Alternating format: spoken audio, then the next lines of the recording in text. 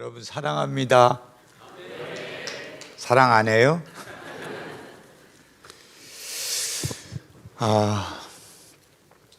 24시간 기도하는 교회라고 해서 되게 기대를 가지고 왔습니다.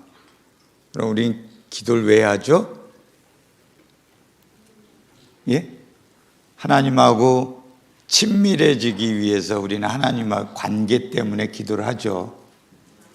예, 하나님과 친밀해지면 하나님이 나를 향한 그 하나님이 나를 통해서 이루고 싶은 하나님의 꿈이 뭘까? 또 나에게 지금 찾아와 있는 그 문제가 왜 내게 찾아와 있는 걸까? 그 하나님의 생각을 우리가 기도하는 사람들은 하나님과 관계가 친밀해지기 때문에 하나님의 그 의도한 바를 알게 되는 거죠. 그래서 여러분 모두는 그 기도를 이렇게 많이 하는 교회라고 이렇게 제가 그 소개를 받고 왔는데, 세상에서 하나님과 가장 친한 분들이 여기에 모였다. 예, 저는 그렇게 생각합니다. 기도 안 하나 본데 아멘 안 하는 거 보니까 기도 안 하는 것 같아. 인상 좀 펴요. 집에 초상 났어? 왜 이렇게 얼굴 피세요?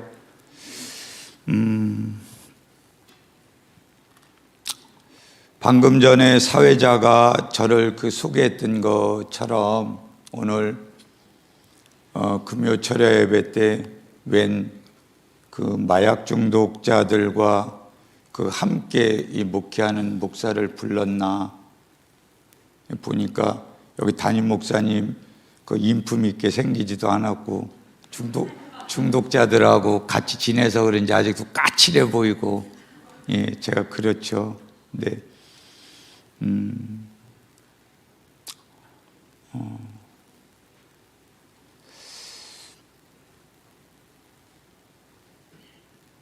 제가 먼저 오늘 말씀 보고 주어진 시간을 이렇게 인도하기 앞서서 제 소개를 조금 더 먼저 드리자면, 저는 제 스스로가 지독한 마약 중독자였었습니다. 20여 년 넘는 세월 동안 지독한 마약 중독자였고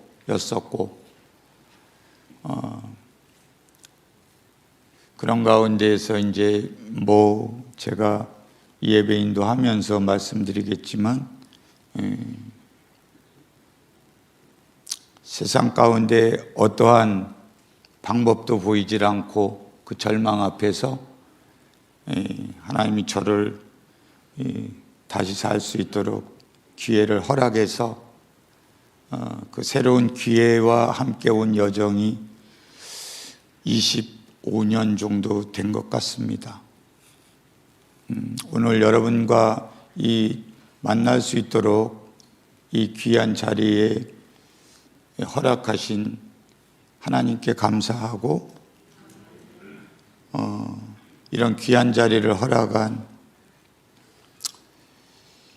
오늘 교회 담임 목사님 비롯한 여러분 모두에게 감사하고, 제가 이 자리에 설 수 있는 이 자리에 살아있음에 제 스스로에게 감사하고자 합니다. 그럼 말씀 볼까요? 네. 로마서 8장입니다. 예? 저기 다 나오는군요. 조그만 교회라서 우리 교회는 이런 게 없어요. 예. 같이 한 목소리로 읽죠. 만일 너희 속에 하나님의 영이 거하시면 너희가 육신에 있지 아니하고 영에 있나니, 누구든지 그리스도의 영이 없으면 그리스도의 사람이 아니라. 또 그리스도께서 너희 안에 계시면 몸은 죄로 말미암아 죽은 것이나 영은 의로 말미암아 살아있는 것이니라. 예수를 죽은 자 가운데서 살리신 이의 영이 너희 안에 거하시면 그리스도 예수를 죽은 자 가운데서 살리신 이가 너희 안에 거하시는 그의 영으로 말미암아 너희 죽을 몸도 살리시리라. 그러므로 형제들아 우리가 빚진 자로되 육신에게 져서 육신대로 살 것이 아니니라. 너희가 육신대로 살면 반드시 죽일 것이로되 영으로서 몸의 행실을 죽이면 살리니. 제가 전하기 전에 먼저 기도하고 시작하도록 하겠습니다. 기도하겠습니다. 하나님, 사랑합니다.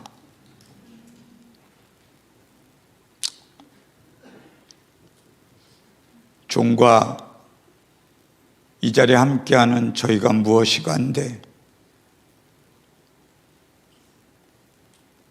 당신의 생명을 내어주시고 종을 이 자리에 세웠고 귀한 남녀 종들을 이 귀하고 복된 자리로 부르신 그 은혜를 찬양합니다.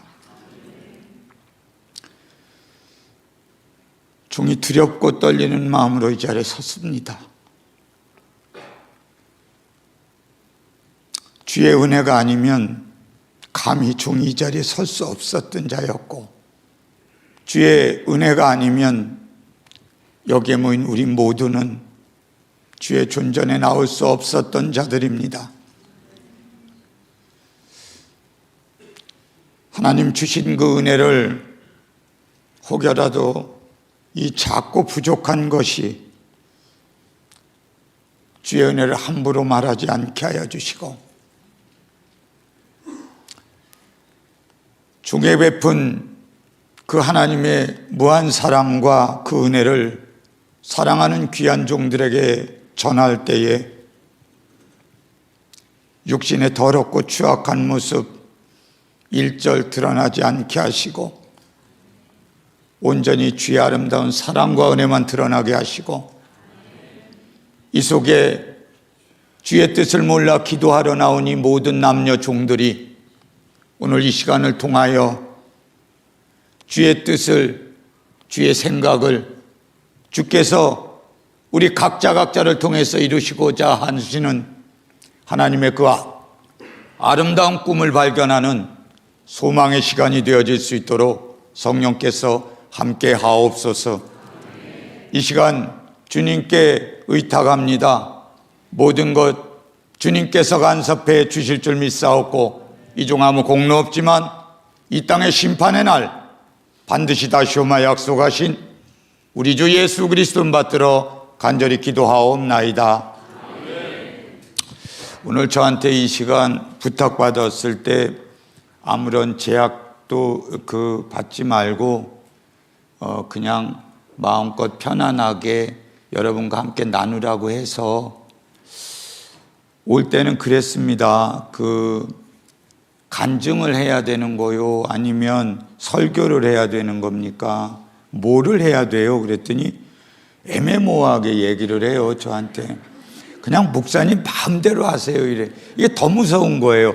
차라리 간증을 하라고 그러면 그냥 간증을 할 텐데, 또 설교를 하라고 그러면 설교를 할 텐데, 마음대로 하라는 거예요. 뭐 간증도 하고, 뭐 마약도 얘기하고, 그러라는 거예요. 그래서 목회 22년 동안 이런 시간은 또 처음 제가 이렇게 가져봐가지고,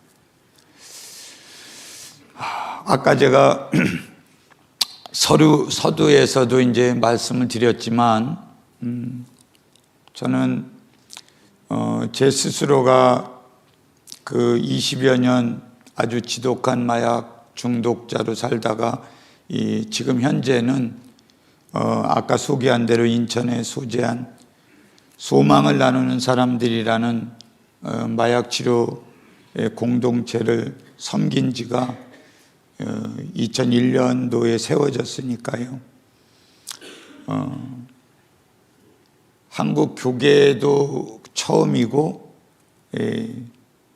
정부 기관을 비롯해서 지금 마약과의 전쟁이다 뭐다 난리들을 떨고 있지만, 개인적으로 사역을 시작한 건 97년도부터 전국 교도소를 순회하면서 이 마약에 이 절망하고 있는 그 젊은 청년들에게 복음을 전하기 시작해서 이제 한 5, 6년 정도 된 것 같습니다.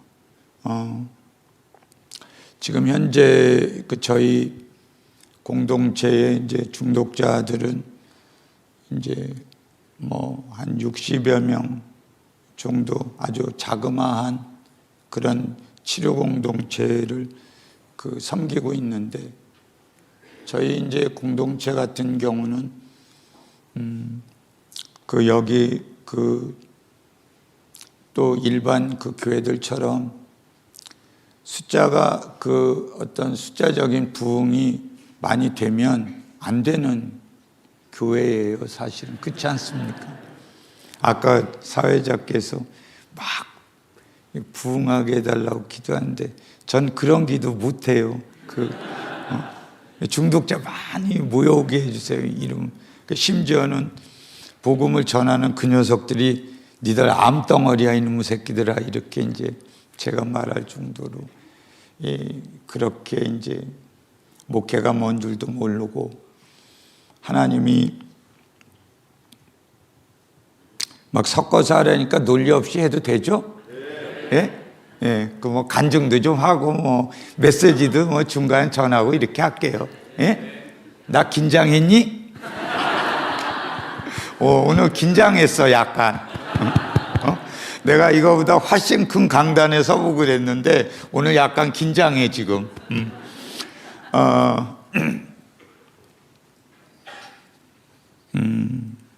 저는 본래 예수쟁이 집안에서 소위 못된 신앙이라는 모태 신앙으로 태어났어요. 저 충청도 촌놈인데 교회를 안 나가니까 저희 어머니가 7살 때 친구들하고 놀고 왔더니 하루 종일 밥을 굶기시더라고요. 내가 그 음식의 은사를 7살 때 받아가지고요, 밥 먹을래? 아니면 밥 먹고 교회를 이제 빠지지 않고 출석할래? 아니면 밥 굶고 교회 안 나갈래? 양자택일 하라는 거예요. 7살짜리 아이가 선택의 여지가 없잖아요. 그때부터 주일학교를, 초등학교는 개근을 못했는데 주일학교를 6년을 개근을 했는데 하나님과 제가 이제 멀어지게 됐던 게 그냥 공부 잘한 게 아니고 아주 뛰어나게 제가 공부를, 생긴 건 그렇게 안 생겼지, 그지? 근데 공부를 아주 뛰어나게 정말 잘했어요. 그래서 시골에서 요즘에 사자 들어가는 거, 예수 믿는 분들도 우리 아들 사자 들어가는 직업 갖게 해달라고 기도하잖아요. 근데 우리 엄마도 그랬던 것 같아요. 그래서 판검사면 된다고 올라왔는데 시골 촌놈이 올라와서 두해지에 올라왔는데 제가 이제 운동도 잘했고, 이게 이제 중간에 얘기하겠지만 너무 어릴 때부터 이제 약물 중독에 빠져서 중학교 3학년 때 키에서 멈춰버렸어요, 정말로. 성장이 멈췄어요. 원래 소년체전도 나가고 이럴 정도로 운동도 잘했고, 아주 뛰어나게 공부도 잘해서 또래 친구들하고 이렇게 견주어서 하나도 위축됨이 없었는데, 딱 한 가지 위축되는 게 뭐냐면, 아버지가 제가 9살 때 갑자기 심장마비로 돌아가시면서 가세가 기울어서 가정 형편이 어려웠어요.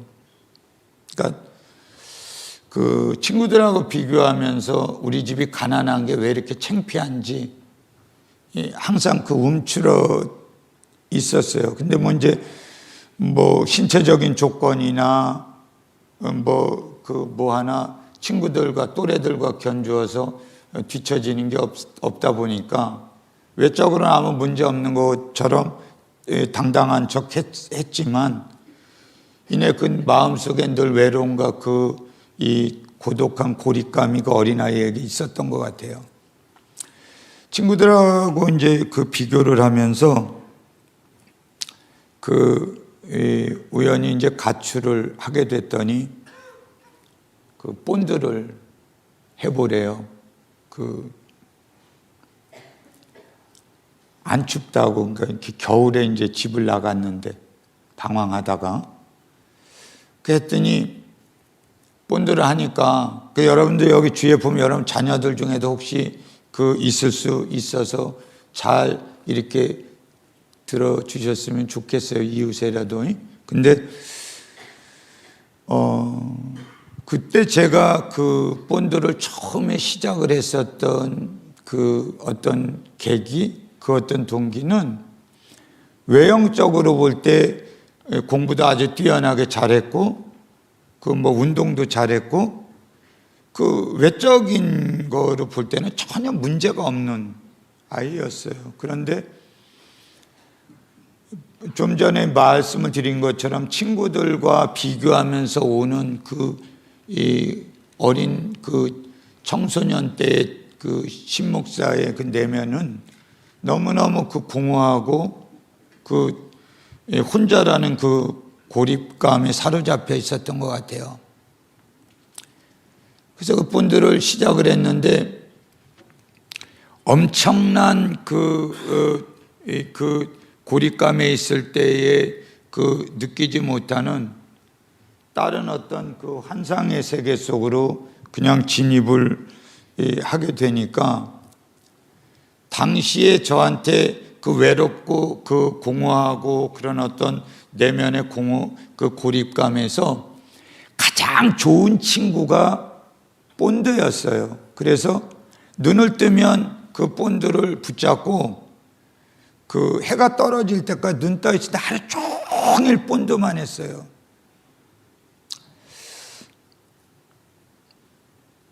여러분, 지금 한국 사회가 이 마약과의 전쟁이니 뭐니 난리들을 떨잖아요.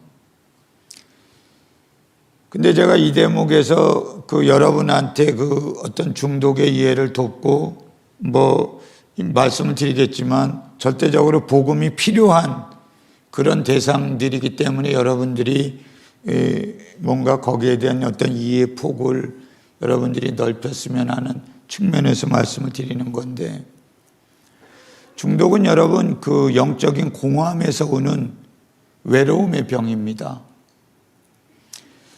이게 우리가 예수쟁이들끼리 복음 안에 있는 사람들 안에서 제가 이런 얘기를 하는 게 아니고 일반 이 사회과학 분야나 일반의 정신의학 분야나 이런 쪽에 있는 분들도 이게 영적인 문제다라는 것 정도는 알아요.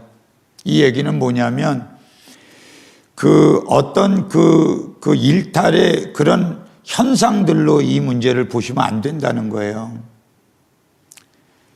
하나님하고의 관계 단절에서 우리는 모든 인간은 꼭 중독의 문제뿐만이 아니고 내적인 공허함들은 결국 하나님하고의 관계가 친밀하지 못한 데서 찾아오는 거 아니겠어요?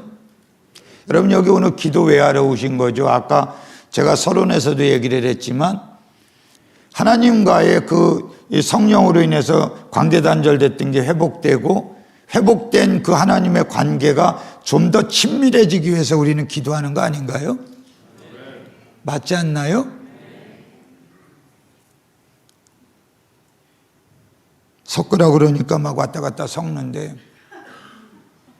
소원 성취하고 여러분 문제 해결하려고 여러분 뜻 관철하려고 기도하면 기도 방향 잘못 잡고 가는 겁니다.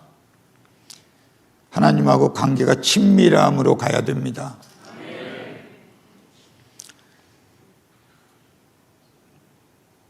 복음에 나를 맞춰야 되는 것이지 나한테 복음을 맞추려고 하면 큰일 나는 겁니다.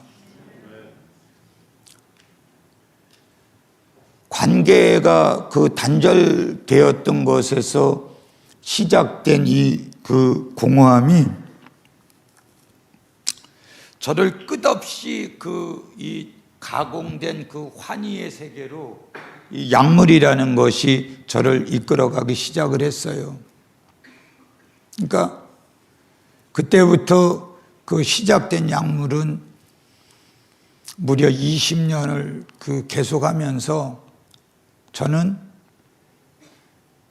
내 삶이 이렇게 살아가야지 되는 건 줄 그 익숙함으로 받아들이게 됐어요. 그래서 이거를 중독 분야에 있는 사람들은 집착이다라고 표현하기도 해요.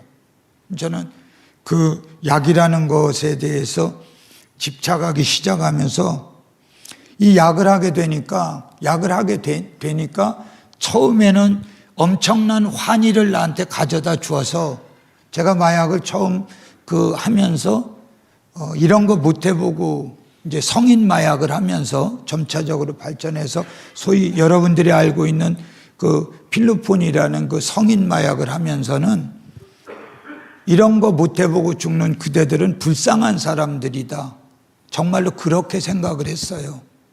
그래서 그 마약을 하는 사람들한테 유명한 그 명언 같은 그 말이 있어요. 마약을 한 번도 안 한 여러분들 같이 한 번도 안 해본 사람은 있어도 한 번만 한 사람은 없다라는 말이 있어요. 이 마약이라는 것이 이렇게 집착을 하면서 환희를 새로운 세계가 있다라는 것을 신세계가 있다라는 것을 약이라는 것을 통해서 경험하게 되니까 여러분 성령을 체험하고 그 은혜 체험의 그 첫사랑 때문에 여기 막 지금 이렇게 오시는 거 아니에요? 이거 뭐 기도하는 교회라고 그러더니 기도 안 하는가 봐. 아멘 소리 작은 거 보니까 아멘 좀 크게 해봐.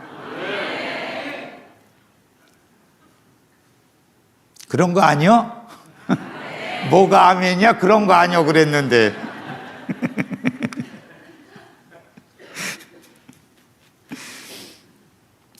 약을 하게 되면 이게 왜 자꾸만 사람들이 이 문제가 얘기한 대로 영적인 문제 이런 표현들을 하는 거냐면 여러분 죄성이다라는 게 뭐예요? 자기중심성들이 응축돼 가는 거 아니겠어요? 그죠? 그러다 보니까 기도하는 여러분들은 보다 사람들하고의 관계 속에서 관용적이고 하나님과 친밀하고 그 하나님과 친밀함 때문에 우리가 예수의 그 심장으로 우리의 그 내면이 변해가고 그런 관용적인 다윗과 같은 마음을 갖는 거 아니겠어요?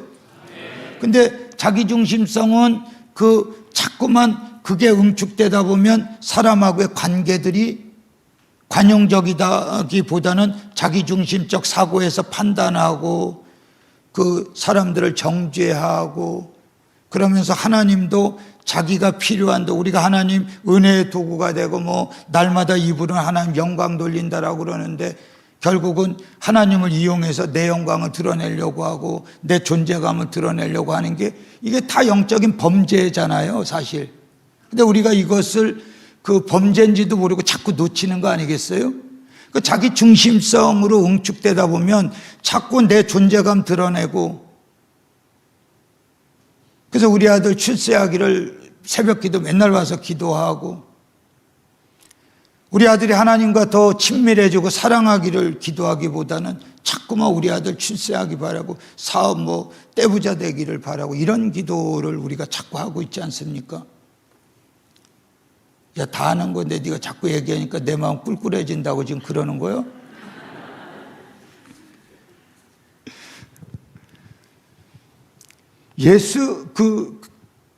마약을 이제 그렇게 하게 되니까 철저하게 자꾸만 자기중심적인 사고로 응축이 되면서 서서히 사람들하고의 관계도 자꾸만 어그러지고 또 하나님과의 관계는 뭐 말할 것도 없고 점점 멀어지고,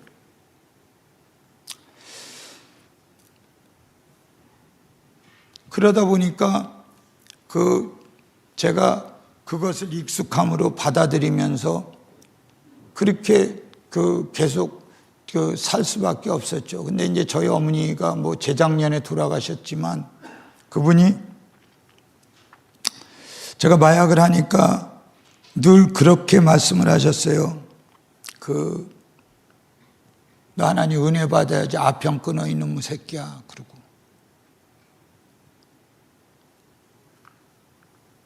저는 철저하게 그 마약에 통제당하면서 자기중심적인 그런 어떤 사고로 있다 보니까 하나님하고는 점점 멀어지게 되고, 그러다 보니까 자연적으로 사람과의 관계도 철저하게 고립되고 단절되면서 이제 수배를 내리고 교도소를 왔다 갔다 하다가 결국 또 수배를 내려서 이제 도망을 쳤던 게 이제 기도원으로 도망을 가게 됐어요. 그래서 보니까 황망한 그런 어떤 상황에 놓여서 철저하게 그냥 혼자 광활한 광야에 벌거벗겨진 채로 혼자 서 있는 것 같은 그런 절망 앞에 서게 됐지요. 결국 엄마 미안하다라고 이제 한 장짜리 유서를 쓰고, 졸지 마. 3분의 1밖에 안 갔는데 벌써 졸면 어떡해. 돌아가면서 내가 우울할 거 아니여. 은혜 못 끼치고 가는 신목사 심정 헤아려 봤어? 뒤죽박죽 얘기를 해도 잘 새겨들으면 그 속에 은혜가 다 있어.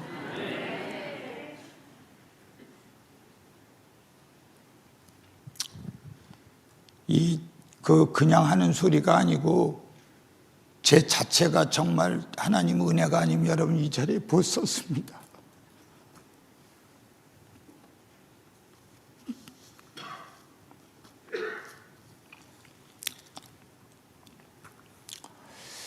자살하려고 목을 딱 달려고 하는데 어머니가 평소에 했던 말이 딱 기억이 나요.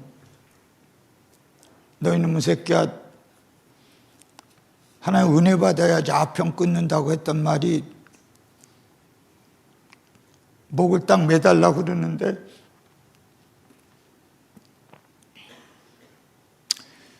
그 생각이 나서 제가 처음 해본 기도였어요. 그게 하나님 저 좀 살려주세요. 우리 엄마가 맨날 하나님 살아있다는 데는 보이지도 않고 도저히 믿어지지도 않고, 그런데 저 살고 싶으니까 살려주세요. 그러면 내가 평생 당신 배신 안 하고 살을게요.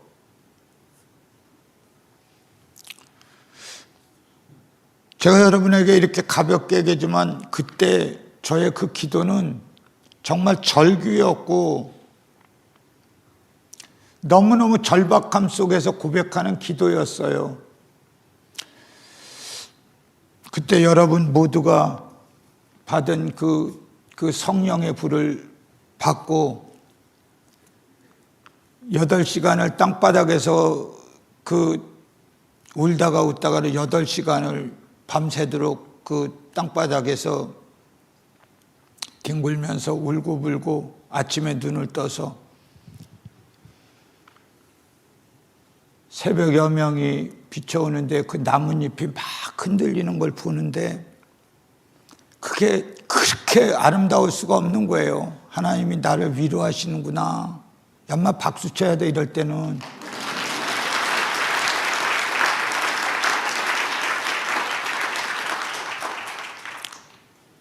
정말이에요. 너무너무 아름다운 거예요. 그리고 이거 성적 비하한다고 걸릴 수도 있는데, 내가 옛날에 원래 뚱뚱한 아줌마도 별로 안 좋아했거든요. 자기 관리 잘 못하는 것 같아가지고. 웃자고 한 소리예요. 시험 들지 마라. 철야 왔다가 괜히. 십자가만 매달은 그 기도원에 계신 그 자매님들이 그 누구고 정말 다 김희선으로 보이는 거예요. 너무너무 아름다운 거예요. 정말로요. 그래가지고 그 십자가 이렇게 걸고 있는 분들 가서, 아, 저 사람하고 나하고 하늘나라까지 같이 가서 같이 지낼 사람이니까, 정말 그런 마음이 그냥 그렇게 찾아와서 너무 그 사람들이 다 예쁘고 내 가족처럼 그렇게 친밀하게 느껴지는 거예요. 그러니까 어떻게 했겠어요? 막 가서 말 시키고 이랬을 거 아니에요. 근데 그분들이 은혜를 나보다 설 받았는지 저를 슬금슬금 피하더라고요. 제가 아까 말씀을 드린 대로 그 당시에 제가 체중이 49kg밖에 안 나갔어요. 그리고 이 치아가 제가 그때가 나이가 35살 때인데, 제가 지금 그 앞에 치아 3개 빼놓고 전부 의치예요. 그때 다 주저앉고 이빨도 하나도 없었어요. 머리도 7년 동안 다 빠져서 하나도 없었어요.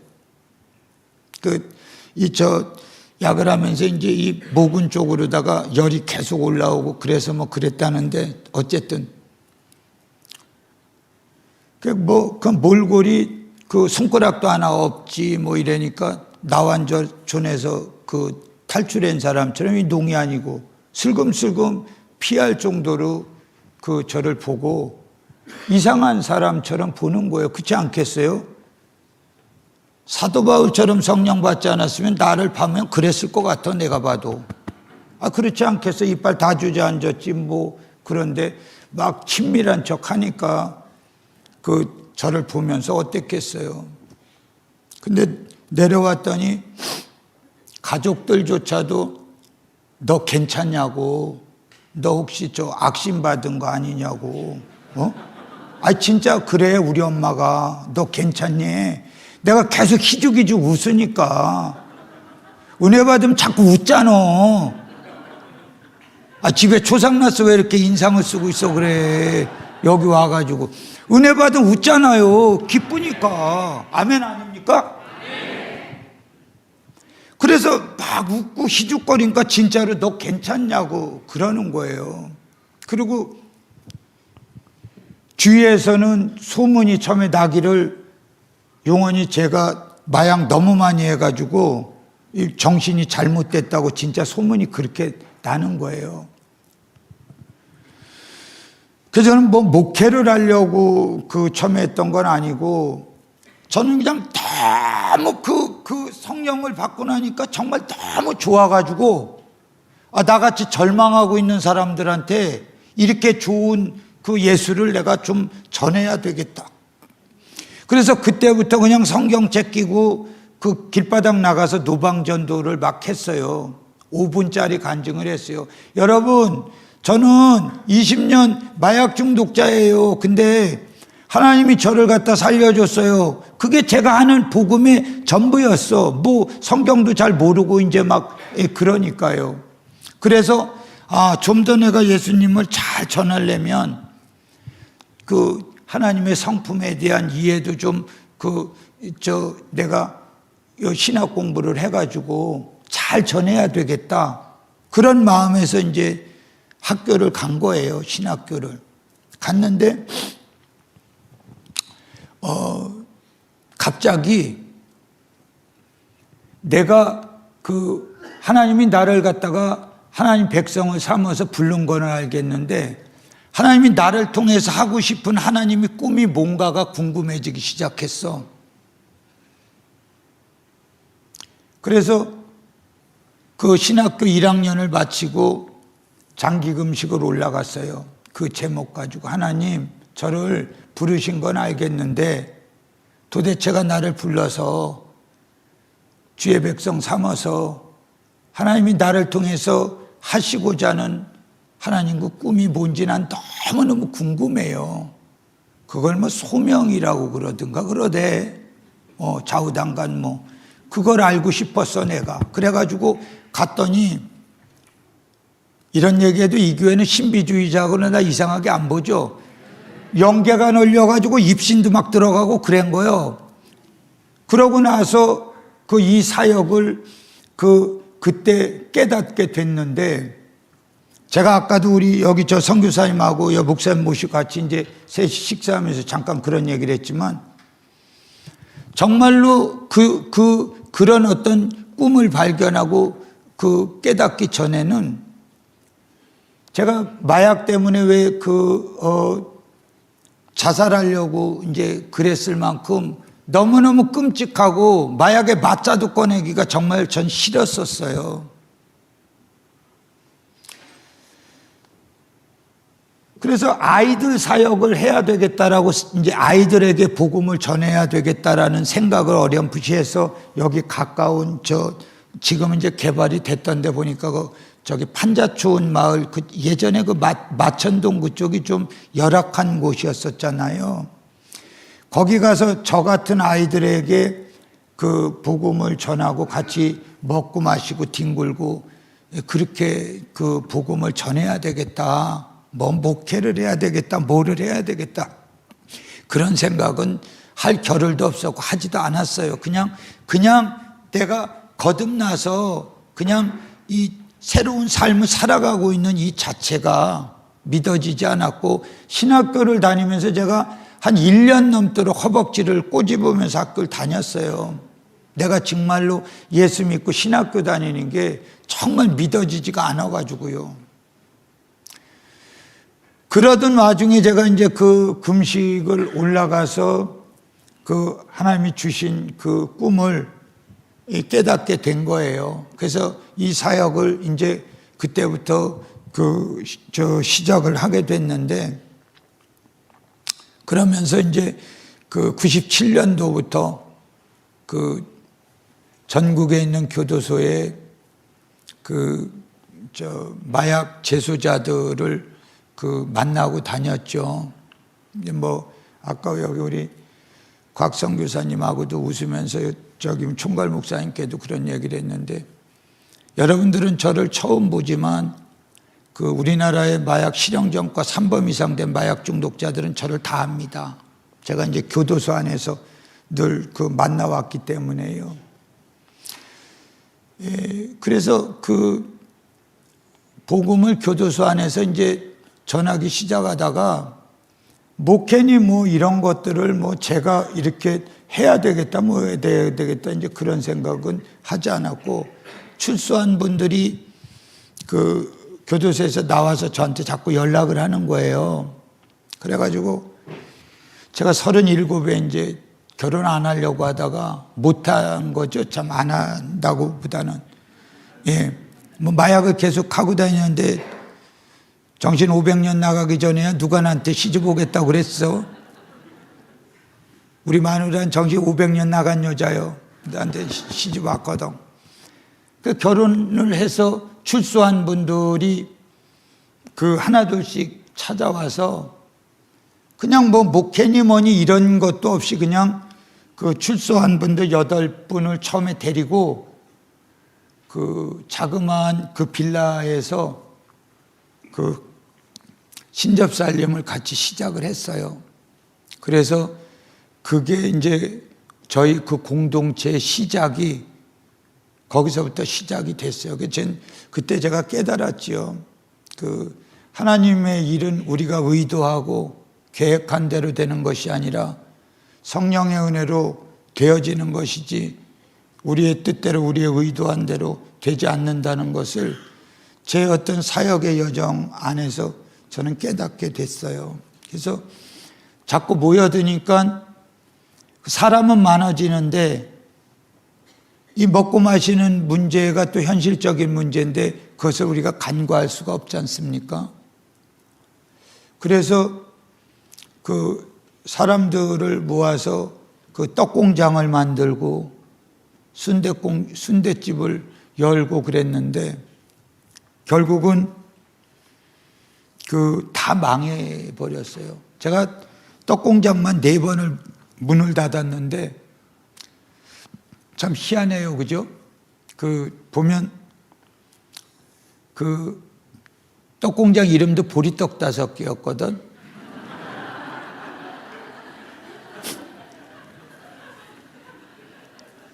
예수님도 아닌 게 제가 건방지게 보리떡 5개로 줘가지고 그랬나 봐.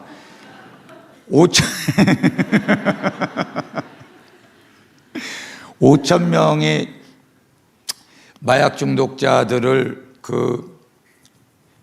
회복시켜야 시키자라는 마음으로 그렇게 이름을 지어서 4번을 떡공장을 만들었는데 하는 족족 4번이나 문을 닫았어. 근데 그게 안타깝게도 처음에 순대집을 열어서 순대 공장을 해서 그거를 이제 한 3놈 정도가 식당 하나면 먹고 살 수 있겠다라는 생각이 들어가지고 프랜차이즈를 사업도 안 해본 놈이 해보겠다고 시작했는데 장사가 너무너무 처음에 잘 된 거예요. 그러니까 언론에서 관심을 갖고 올 거 아니에요. 더군다나 벌써 2000년 초니까 마약했던 놈들이 마약 끊고 식당 한다고 그러니까 가십거리가 되지 않습니까? 찾아왔는데 결국은 방송에 여기저기 나가면서 문을 닫게 되는 단초가 됐어요. 뭐냐면 마약 중독자들이 만든 순댓국을 어떻게 먹냐? 순대 안에다가 마약 넣었으면 어떡하냐고. 사실이에요. 그래서 제가 돌아서서 성전이라 욕해도 돼요? 저런 미친놈. 그 비싼 마약을 5,000원짜리 순댓국에 설마 넣으려고.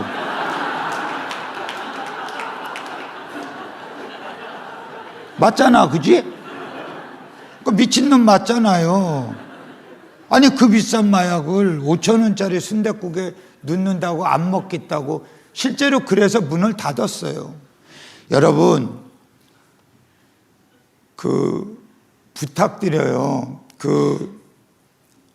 지금 우리나라의 중독자들이요 100만 명을 상회하고 있어요. 어쩌면 여기 계신 분들 중에도 우리 아이들 중에 우리 가족들 중에 중독의 문제 때문에 아파하는 분들이 계실 수도 있어요. 그리고 마약은 바이러스 같고 전염병 같아서요. 내 의도하고 아무 상관없이 언제든 마약이라는 것에 노출돼 수 있어요. 그거를 이제 마약을 하는 사람들 사이에서 몰래뽕이라고 그렇게 표현을 해요. 의도하지 않고 데이트 무슨 약인이 그런 표현 하잖아요. 왜 언론에서 성폭행 무슨 데이트 뭐라고 그래? 데이트 마약이라고 그래? 뭐라고 그래? 예. 해봤나벼?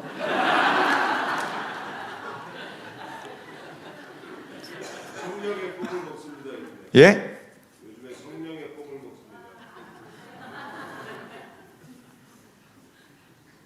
저 입만 살았을 수 있어.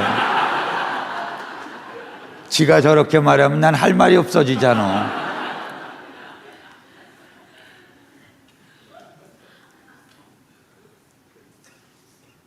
많이 웃으세요? 설교 근엄하게 들을 필요 없어. 여기 와서 많이 웃고 기뻐져서 돌아가셔야 되는 거니까.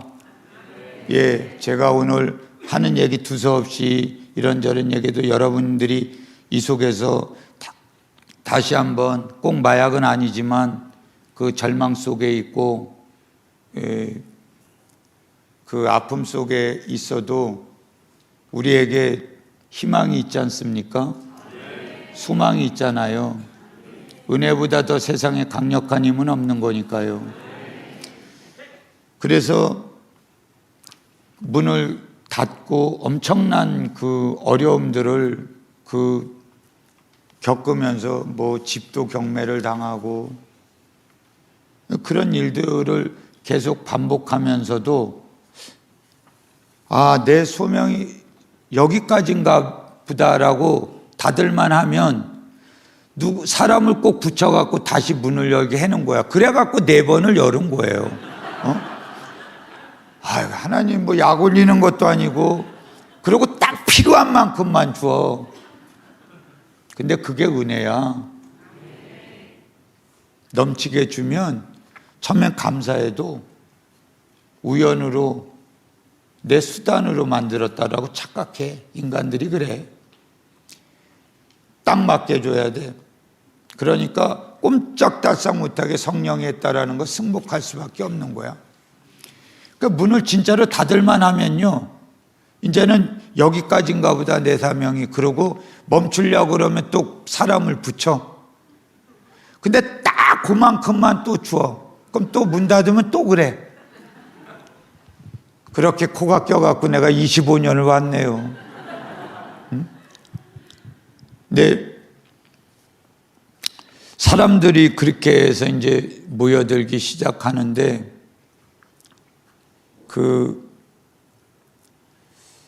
이 제약이 깊은 곳에는 우리 하나님의 은혜도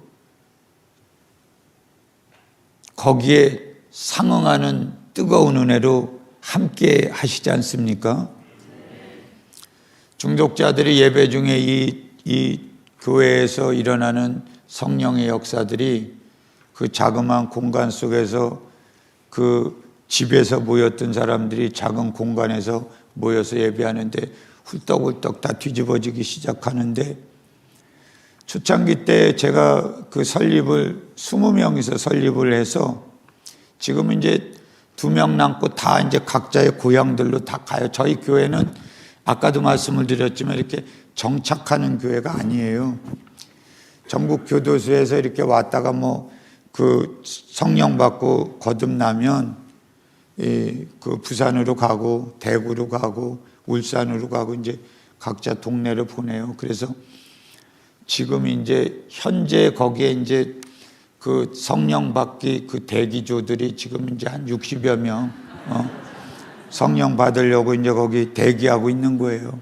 그래서 그 뭐 20몇 년 목회했지만 집사들도 딱 그 4명이야, 4명.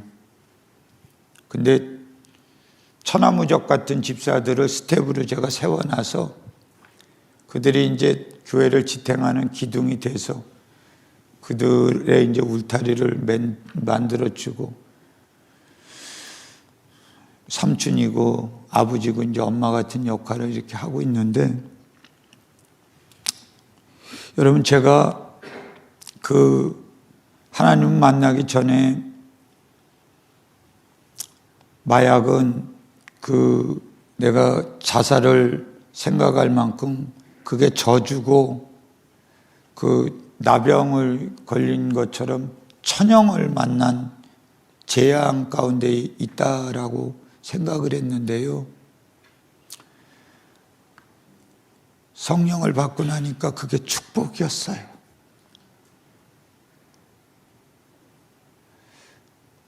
제가 교도소에서 그 친구들한테 그래요. 야, 인마,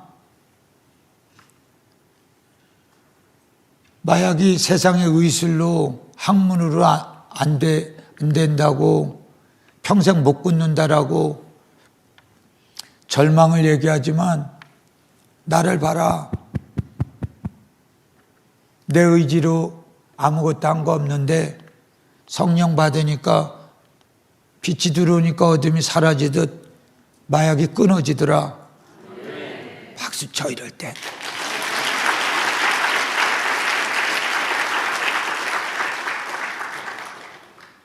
그래서 제가 얘기해요. 우리가 예수를 만나지 못했을 때 마약은 평생을 끊지 못한다고 절망을 가져다 주는 저주의 병에 걸린 것 같은데, 예수 안에 들어오니까, 예수를 만나니까 축복의 병이었다고.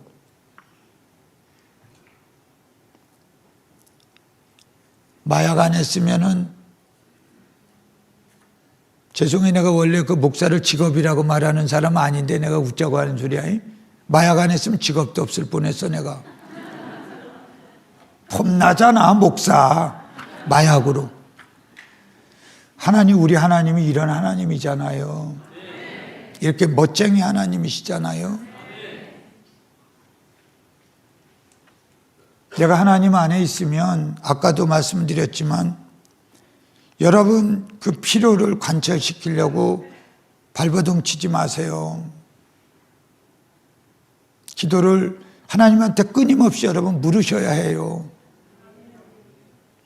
하나님의 뜻을 깨닫고 나면요, 여러분의 문제는 언제 그랬냐는 듯이 거짓말처럼 모든 것이 다 되어짐의 은혜로 해결이 될 줄로 믿습니다. 하나님의 은혜는 그런 거예요.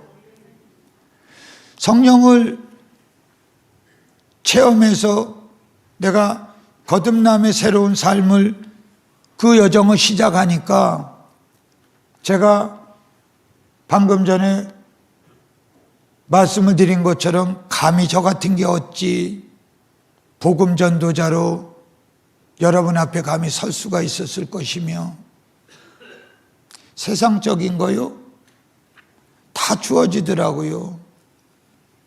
예수 만나기 전에 마약 중독자라고 우리 어머니가 쉬쉬하면서 숨기고 감추고, 어디에서도, 어머니가 그 고신적 큰 교회의 초대 권사님이셨는데요,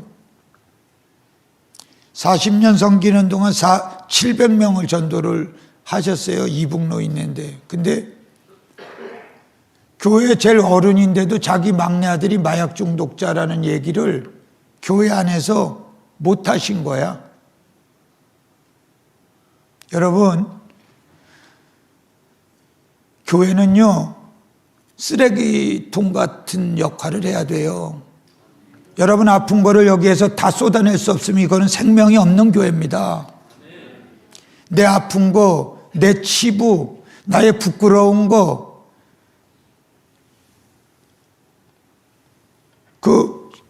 여기 구역이라고 그래요? 셀. 영어 쓰지만 한국말에. 이 가방끈 짧으면 곤란하잖아. 셀에서 다 얘기하실 수 있어야 돼요. 여러분, 그런 교회를 지향하셔야 됩니다. 그게 진짜 교회 아니겠어요? 바깥에서 스트레스 받은 거 안에서 우리 아들 마약 중독자라고, 그것을 교회 제일 어른인데도 그것을 담임 목사님한테도 얘기할 수 없다면 그게 왜 교회입니까? 예? 성도 간에 진정한 교제가 없는데 그게 왜 교회냐고요? 여러분, 이 기도하는 교회이시다 하고 기도하는 교회니까 그런 정말 생명력 있는 그런 교회로 나가야 됩니다. 다 얘기해서, 여러분 가장 좋은 치료는, 내면 속에 있는 치료는, 여러분 지금 주위에 보면 막 우울증이다 뭐다, 심지어는 목사님 사모님들도 우울증 치료받고 이래잖아요. 왜 그래요? 속에 있는 얘기를 하지 못해서 그런 거예요. 예수님에게 해야 되는 얘기도 있지만 옆에 있는 성도에게 얘기하라고 우리에게 성도 간의 그 교제를 예수님이 얘기하면서 끊임없이 우리한테 관계를 성경이 얘기하고 있지 않습니까? 중독이라는 문제가 걸리면 아까 제가 이야기를 했지만 철저하게 관계들이 단절될 수밖에 없고 가족과의 관계들이 파괴되고 이러는 게, 그게 성경과 다 반하는 모습들이죠. 그리고 그 중독의 문제에서 다 어디에서도 해결되지 않지만 제가 오늘 와서 꼭 드리고 싶었던 얘기가 여러분 그겁니다.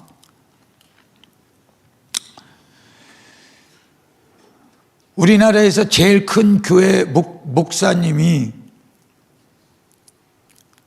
제 얘기를 대예배 때 2년 주기로 해서 4번이나 저를 아주 그 적나라하게 그 언급을 하셨는데 저 관심 있는 줄 알았잖아요, 그분이. 아니, 관심 있을 거다는 생각 자매님 안 하겠어요, 그죠? 4번이나 언급을 했다는데 보니까 이만큼씩 언급을 했어요. 실명을 거론해가면서. 그리고 그 교회의 자체 큐티에 저를 또 언급을 했어요. 그 저는 이분이 이 중독이라는 문제를 어떤 사회 현상으로 보지 않고 이거를 철저한 영적 문제로 보고 있구나라고 저는 그렇게 믿었어요. 그 전화를 했더니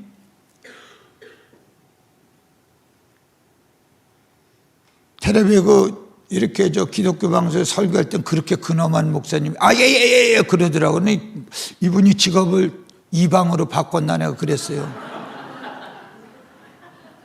어떻게 그렇게 근엄했던 분이 작은 교회 목사가 전화했더니 예 이렇게 할 수가 있어. 왜 그랬겠어, 자매님? 왜 그랬을 것 같아? 전도사님이요? 왜 그랬을 것 같아? 내가 전화했더니 예 하고선 그냥 끊어. 왜 그랬을 것 같아요? 집사님 말해봐. 지혜롭게 생겼는데. 응? 몰라? 모르겠어. 목사님 왜 그랬을 것 같아요? 예? 마스크를 쓰고 말씀하시니 앞에 분인지 뒤에 분이 구분이 안 가네.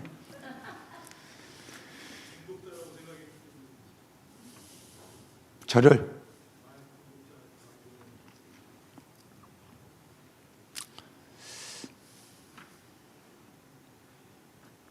작은 교회 목사가 전화하니까 돈 달라고 그럴까 봐, 도와달라고 그럴까 봐. 여러분 선교 많이 하십시오. 정말 여러분이 서 있는 자리가 하나님께서 여러분이 아니면 안 되는, 반드시 여러분이어야만 하는 그런 섭리의 자리로 믿고 그 자리에 여러분이 가지고 있는 자원이 필요로 하는 사람들에게 흘러가게 할 때에 여러분이 하는 일, 만지는 일, 밟고 다니는 일, 여러분 손이 닿는 모든 일들 위에 하나님의 풍요가 그 속에 있다라는 지혜를 여러분들이 깨닫기를 주의 이름으로 축원합니다. 우리의 역량은 하나님의 그 일을 하라고 우리에게 준 것이지 우리 개인이 혼자 누리라고 한 것은 아니지 않습니까? 제가 왜 이 얘기를 드리냐면 감히 어떤 그 목사님을 판단하자고 이런 말씀을 드리는 게 아니고요. 제가 오늘 여기를 오면서 아까 사실은 그 은혜 아니면 살아갈 수가 없는가? 맞아요, 그 찬양? 그 찬양을 하는데 아까 목사님하고 서로 앉아있다 울컥해서 제가 먼저 찬양하는데 얼른 가고 싶다고 제가 그래서 아까 내려온 거거든요.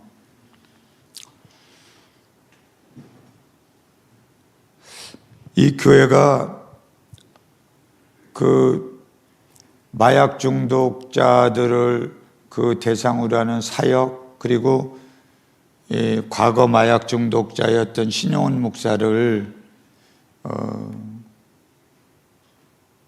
처음으로 세워서 한국교회가 이 문제가 단순하게 제가 그냥 가볍게 이렇게 말씀을 드렸지만 제 스스로의 그 두서없는 그 간증 속에서도 여러분이 깨달으셨겠지만 의술로 세상의 방법으로 해결되지 않아서 절망했고 그 절망 속에서 목을 달고 자살을 시도하다가 뭐가 임해서? 성령이 임해서 단번에 그 새로운, 그래서 교도소 가면 성경 구자 암송 많이 못하는데 그런즉 누구든지 그리스도 안에 있으면 새로운 피조물이라. 이전 것은 지나갔으니 보라 새 것이 되었도다. 그게 나의 삶이고 너희들에게 그런 간증할 수 있는, 너희들의 어떤 소망을 노래할 수 있는 빛이다라고 제가 교도소에 있는 친구들에게 절망하지 말라라고 그 메시지를 주는데요. 의술로 안 되고 학문과 인간적인 방법으로 되지 않는데 성령으로 단번에 해결됐다라는 것 그 자체가 이 사안은 영적인 문제지 단순한 질환의 문제도 습관의 문제도 아니라는 겁니다. 저는 지금 한국 사회에 뿐만이 아니라 제가 최근 들어서 이제 기독교 관련 언론에 적극적으로 나서야 되겠다라는 생각을 했고, 그래서 처음 응했던 교회가 바로 오늘 이 자리입니다. 그래서 여러분들 제가 마무리하면서 기도 제목도 부탁을 드리고 내려가겠지만, 여러분 우리 모두에게요,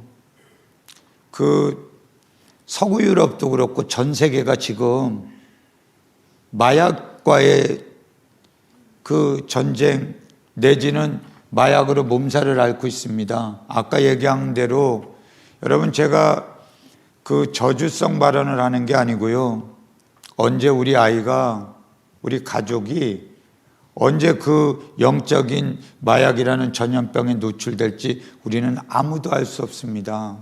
아주 은밀하게, 아주 우연한 기회에 전혀 우리가 경계한다고 그것을 우리가 방어하고 막을 수 있는 게 아닙니다. 아까 제가 말씀드렸지 않습니까?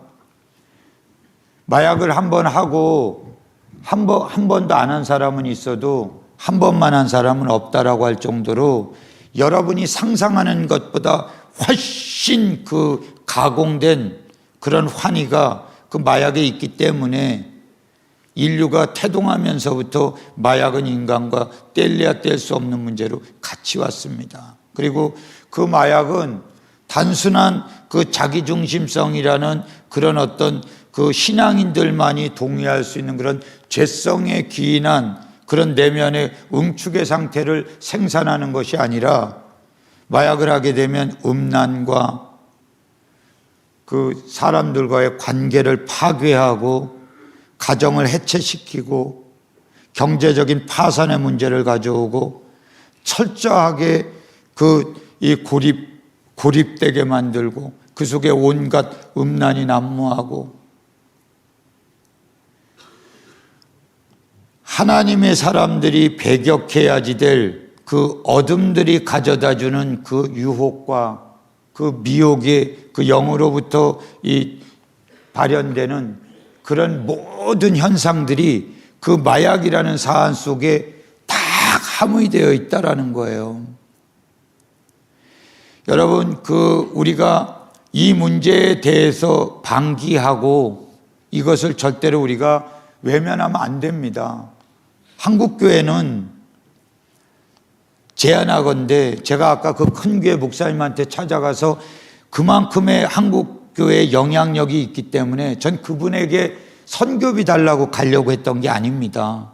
한국교회가 일어나서 이제 지금 정부가 마약과의 전쟁을 선포했는데 이 마약과의 전쟁은 곧 영적인 전쟁이다라는 것을 목사님이 선포해 주십시오. 제 혼자의 목소리는 너무나 미약하고 목소리가 작아서 목사님 같은 역량 있는 그 자리에 계신 분들이 이제 나서줘야 됩니다.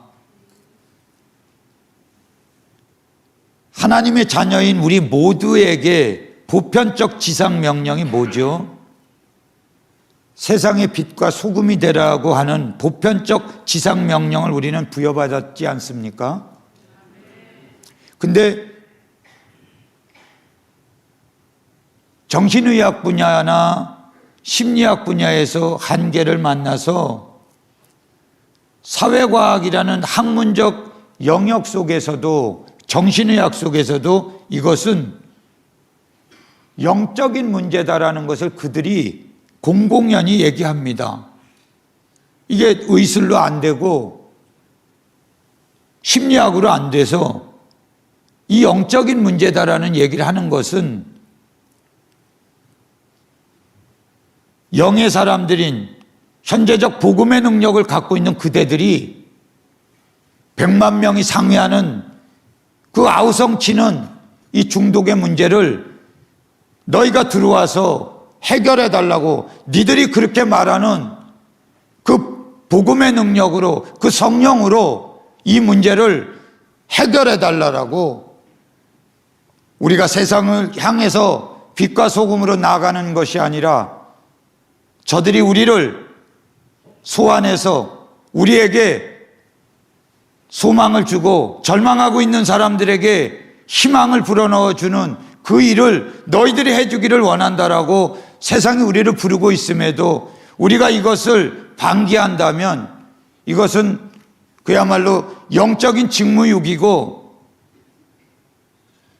많은 세상의 사람들이 하나님의 그 복음의 능력을 가지고 있음에도 불구하고 한국교회가 힘을 잃고 조롱거리가 되고 희화화된 힘없는 한국교회가 정말 2000년 전에 그 십자가의 그 복음의 능력이 현재적인 능력으로 지금도 뜨겁게 역사하고 있다는 것을 여러분들이 보여줘야 합니다.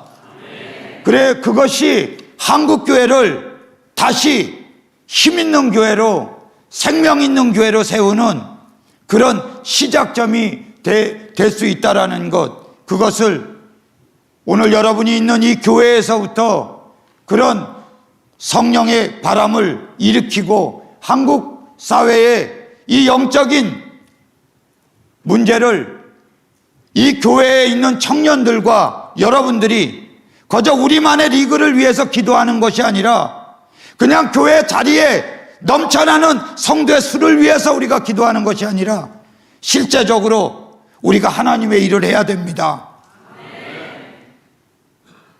그래서 한국교회가 힘없고 희화화되고 조롱거리가 된 이 시점은 우리가 다시 한국교회를 힘있는 교회로 정말 영적인 부흥의 불을 일으키는 그런 절호의 찬스가 지금 도래하고 있고 그 불씨를 여러분이 섬기는 이 교회로부터 시작되는 것을 여러분 모두에게 제안합니다. 그래서 여러분 저를 위해서 기도해 주시고요. 지금 제가 여러분에게 말씀드렸던 대로 중보의 기도를 드리려고 합니다. 이 사회자 이제 나오세요. 시간이 너무 빨라? 다 된 거지?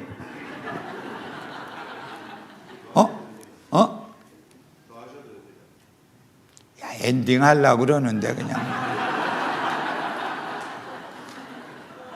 뭘 더 하라고 저.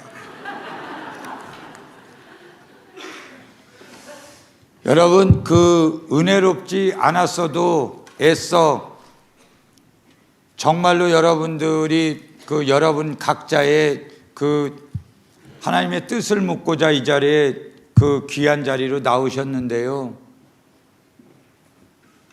우리 모두가 합력해서 정말 이 일은 저 신용훈 목사 개인의 섬기는 사역이 아니라 정말 한국교회가 희화화되고 방금 전에 표현했던 대로 이 조롱거리가 될 만큼 힘을 발휘하지 못하는 우리가 여러분이 이 문제에 기도로 동참하고 함께 함으로 정말 능력 있고 힘 있는 한국교회를 세워가는 그런 뜨거운 불씨들이 여러분 기도를 통해서 나타나게 되기를 주의 이름으로 축원합니다. 그래서 이 한국 사회를 비롯한 전 세계를 파괴하고 있는 이 마약과의 전쟁을 영적인 전쟁이다라는 것을 선포하고 성령인 우리 하나님의 사람들이 하나님만이 할 수 있고 마약은 성령만이 답이다라는 것을 여러분이 보여주십시오. 그래서 그 문제를 놓고 기도해 주시고 더 많은 한국교회와 그 마약과의 영적 전쟁에 더 많은 한국교회가 동참하기를 여러분 기도해 주시고, 더해서 아직도 그 작은 공간에서 그 아이들이 지금 밀려오고 있는데 그 아이들이 거처하고 그 아이들이 복음을 만나서 새로운 세상으로 그 또 복음의 사람으로 나아갈 수 있는 그런 아름다운 공간이 여러분 필요합니다. 그 치유센터 건립을 위해서 여러분들이 기도해 주시고 힘을 모아 주셨으면 하는 기도의 제목을 가지고 여러분 기도 중보로 기도해 주십시오. 제가 기도해요? 제가? 저 마무리 기도하고 합심 기도하는 걸로 할게요. 기도하겠습니다. 하나님,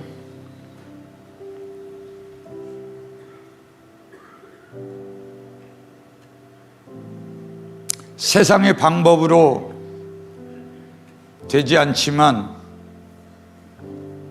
하나님은 하실 수 있고 성령은 하실 수 있음을 기도의 사람인 저희들이 하나님을 알지 못하는 자들에게 드러내고 보여줌을 통하여 하나님을 마음껏 자랑하고 싶사오니 종들의 기도가 모아져서 한국교회가 믿지 않는 저들에게 아무런 능과 힘을 발휘하지 못한다라고 조롱을 당하며 희화되고 있는 이 안타까운 현실 속에서 하나님 모든 것을 하실 수 있는 전지전능하신 분이고 세상에선 답을 찾을 수 없지만 모든 문제 앞에 성령이 답이라는 것을 우리 모두의 기도가 모아지고 우리의 그 전하는 복음을 통해서 다시 한번 침륜에 빠져 있고 쇠망해 가는 이 나라를 다시 한번 일으켜 세울 수 있도록 우리의 기도를 들으시고 성령의 바람이 일어날 수 있는 아름다운 은혜가 오늘 이 예배 자리로부터 시작되어질 수 있도록 종이 감히 간구하오니 들어 응답하여 주시고 더하여 귀한 종들 이 자리에 나와 각자의 기도의 제목과 찾아와 있는 문제가 왜 이 문제가 나에게 찾아와 있는가를 묻고 있는 가운데 있사오니 주님 저들에게 말하여 주시어서 혹여라도 이 기도의 전으로 나올 때에 절망하고 좌절하며 발을 늘어뜨린 힘 빠진 모습으로 이 자리에 나왔을지라도 성전문을 나설 때에는 모든 이들이 기쁨을 노래하게 하시고 아름다운 성령의 은혜를 노래할 수 있도록 성령님 함께 하옵소서. 저들의 눈물을 닦아주시고 저들의 저 눈물이 이제는 슬픔의 눈물이 아닌 기쁨의 눈물이 되게 하시고 춤이 되게 하여 주셔서 오늘 마음껏 하나님 앞에 누리고 즐기고 찬양하며 돌아가는 그런 주의 백성들 다 될 수 있도록 은혜 더하여 주옵소서. 종과 함께한 시간 위에 주의 영이 끝까지 함께하여 주실 줄 믿사옵고 이종 아무 공로 없지만 이 땅의 심판의 날 반드시 다시 오마 약속하신 우리 주 예수 그리스도를 받들어 간절히 기도하옵나이다.